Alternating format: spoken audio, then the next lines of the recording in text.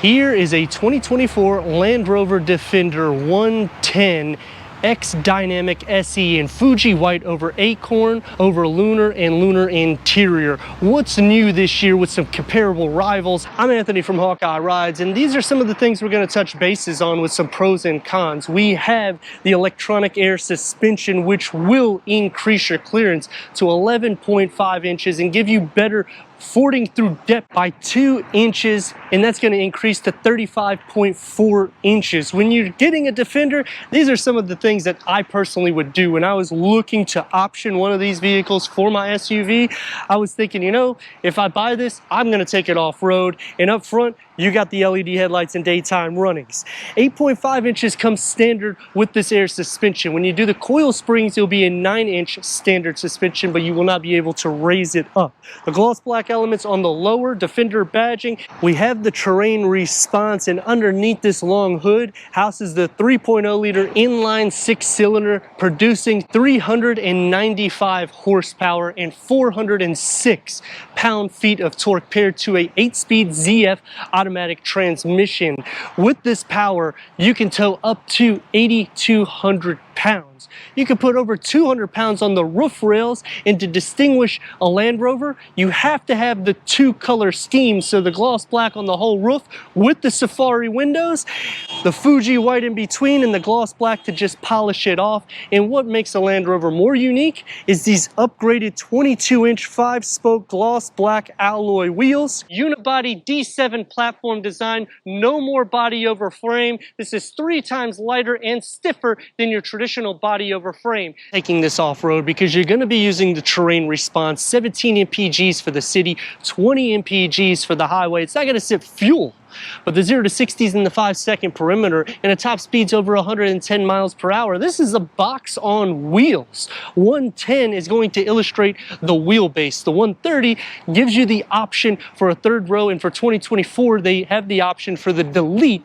so you would have more cargo capacity. It's just going to extend it out. It's already a wide vehicle, and what I like about this, opposed to competition like a Ford Bronco, is you're still getting luxury amenities in this. You're still able to conquer all terrain, and comparing this against the new Lexus GX, this still has more horsepower. This still can tow more, even though the torque is going to be more there.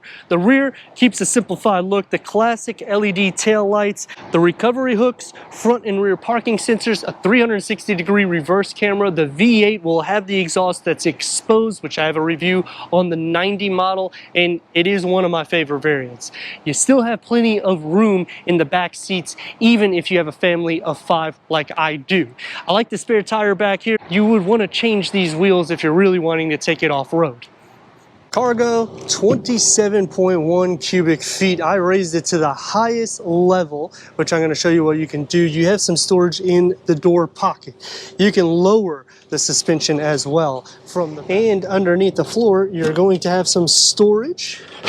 And what I like about the Defender, you have areas that you can put any storage that you need so it won't roll around. The safari windows, 12-volt charger, bag holders on both sides.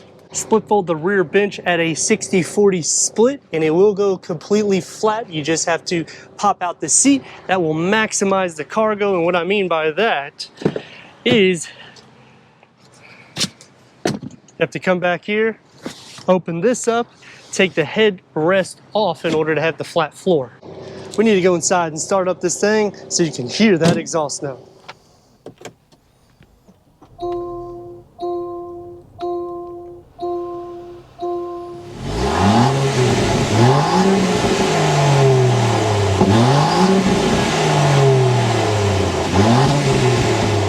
Way power adjustment seating for the front with the acorn over lunar and lunar grain leather, heated and ventilated memory for the front. Headroom and leg room. The Defenders are wide and large, and it's a complete box, and they do the same thing on the inside. Let me turn down this climate control,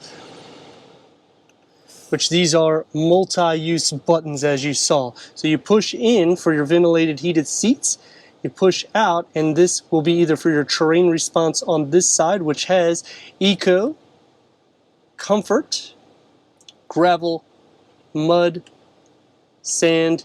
You guys can read it. And if you click on to this side, this is to turn up and down the fan speed. You can also lower and raise the suspension by just pushing the button here. So it's still minimalistic in the sense of cleaning it up, but you will have to use multiple functions in order to basically be engaged. To turn on and off the audio sound systems on the passenger side, which kind of wish they would have put it maybe right here so it's in the middle. USB 12 volt and a 10-inch Pivi Pro with Apple CarPlay, Android Auto, Sirius XM, AM, FM, streaming Bluetooth audio. This is the quick wedges. That's for the wading depth, which is nice because it will tell you how deep you can go. The terrain information, put it into reverse, and we have a 360-degree reverse camera, full trajectory for the front and the rear. Click these little camera icons. You got to double tap, and you can see in the area. You can also move around like this with your finger, or just simply click here. It's not necessarily meant for you to do all this, but it's just more of a quick area. If you click onto the front, you'll have more of a zoomed in picture. The top is going to be more flat for the dashboard, and the air vents will be all on that section, which here kind of blocks it a little bit. Kind of wish they projected up a little bit more so. Auto dimming rear view mirror with a long panel moonroof and those safari windows, which we'll get to in a second. Defender on this side with storage for the passenger, USB, and it goes through a pass-through here. So they are maximizing storage, and you have a pass-through down here. Plus you have this little tray that has the key fob. You can lift this up, and now you'll have your cup holders, and you can also adjust this back. So when you open this, you can put it this way too, so that way you can still utilize that, and it will be covering the wireless charging pad. We have the refrigerator that can fit 4 16.9-ounce bottles, and it's going to be more sport derived. Leather wrap steering wheel, multi-function, and yet again multi-functionality, which will be for that gauge cluster that is configurable. You can change the panel layout. So this is the 2 tiers. You could change each tier as well to make it a little bit more usable for you. I like navigation to be in there personally, and I kind of like to see the RPMs and how fast I'm going. Another storage nook for the driver, and the door is going to have the exposed screws. It's going to be more soft than the center. One touch up and down for all your windows. 400 speakers through Meridian sound system, and a long storage pocket. For the back seats, headroom and leg room with storage behind both of the front seats. A storage pocket because we don't have the quad climate control or the heated ventilated rear seats, and you're going to be losing some charging ports. We only have USB. They do option a home plug and a 12-volt air vents in the center, and just a lot of space in the durable rubber material that's found throughout the interior. Armrests with cup holders. Here is the interior for those safari windows, which when you option the 3-row, it is a little bit more usable.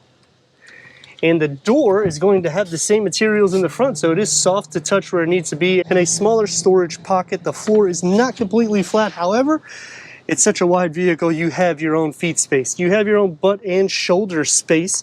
It's taking care of you with cargo capacity and headroom if you're tall, sitting in the center. 395 horsepower, 406 pound-feet of torque, a lot of windows. You sit up high. Because we have the air suspension, you're going to get 11.5 inches of clearance, fording through water at over 35 inches and 2 inches more than the coil spring suspension. It's a lot to swallow, but that is what makes the Defender what it is, unique. It's not going to be super soft when you're going over speed bumps at a low speed. We have 22-inch upgraded wheels, but you have the power underneath the hood to get you to point A to point B in the 5-second margin. Top speed over 110 miles per hour.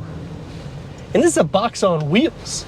Now the braking isn't going to be the best, so don't go too crazy because it is still a heavy vehicle. It weighs over 5,000 pounds. We're going to switch the ZF over into S so we can actually play with it to show you that 5.8 seconds 0 to 60, which is pretty impressive because this is not a V8 engine. This is a inline 6 with mild hybrid technology, which when you start the car, you don't hear the engine first. The electronics come on first, then the engine comes on seamlessly. Also with the auto start stop, you'll feel a little bit of a hesitation. It's not going to be anything like a Mercedes-Benz where it's more seamless. I would say Volvo does the best job with the auto start stop feature when you get to the XC60 or XC90. Here we go.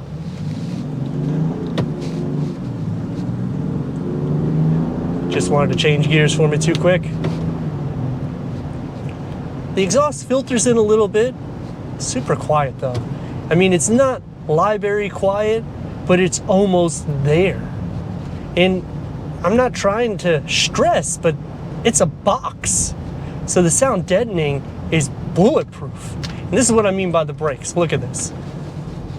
You have to really push on it just because it's nothing over the top for performance. It's more of an everyday use. That's going to take me to some pros and cons, and starting with the pros. The interior, you can see everything because of how large these windows are.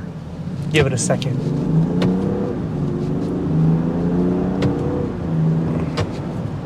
I just wanted to give her a little gas. Gotta feed it here and there. You sit up high, which is another pro. You can do everything, so it conquers all terrain.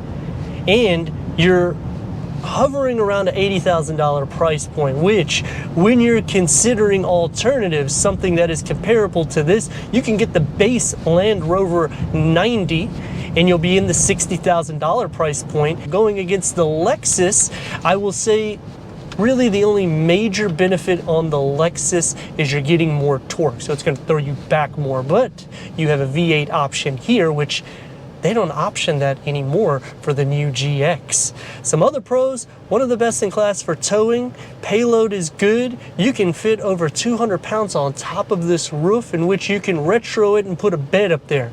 Obviously, you want to keep it around the 200-pound range, so just keep that in mind. But if you are going camping, I mean, that's the beauty about the Defender.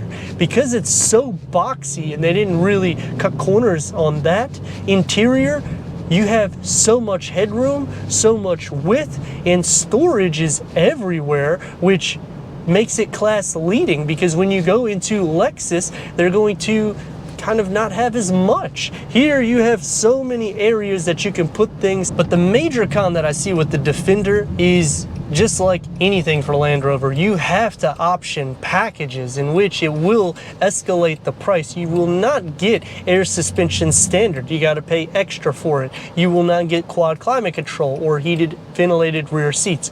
Everything is an extra premium, and I feel pretty special when I'm in a Land Rover, so I would like to have some of those features given as a standard. For ventilated seats, I could see not having that, but for heated rear seats, I think it should be standard. Turn radius at a stop point, it's gonna be about 3 lanes, maybe a little more. We're gonna shift it over, we're gonna rock and roll.